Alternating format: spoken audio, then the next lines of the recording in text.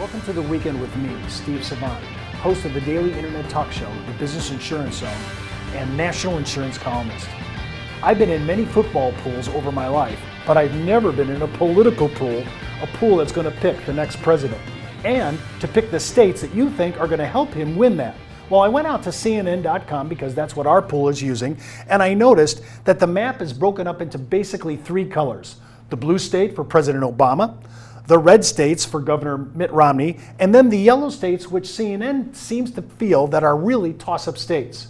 So what I did was I wanted to go ahead and do my basic selections. So I'm going to choose New Hampshire for the president, and I'm also going to give him Virginia, and I'm also going to give him Iowa, and I'm also going to give him Colorado. And these were my picks for the president. Then I was going to give Governor Romney Nevada.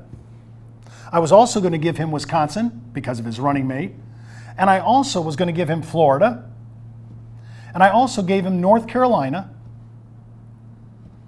And I also gave him Ohio, even though I know that's somewhat contested in the press right now. But those were my picks.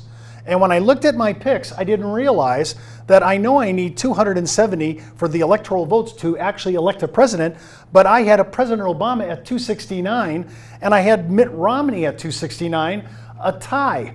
So when I looked at the map, I thought to myself, could this really happen? And if so, what are the protocols in place to select a president when you have a 269 tie between both candidates? I noticed back in 1968, and a representative of one of the Electoral College actually changed their vote. But in 1968, it really didn't matter. They did change it, but it didn't really change anything on the map.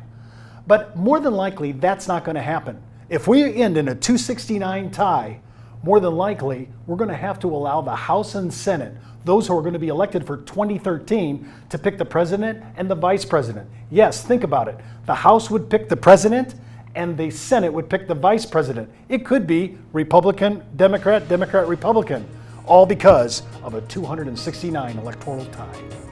Could the election end in an electoral tie? Could one elector change the course of the country? And if that doesn't happen, then it'll be left up to the House and Senate in January of 2013. Is it time to get rid of the Electoral College? Should the presidency be won by just the popular vote? Some say this election is the turning point in our country's history. I'm Steve Savant. Welcome to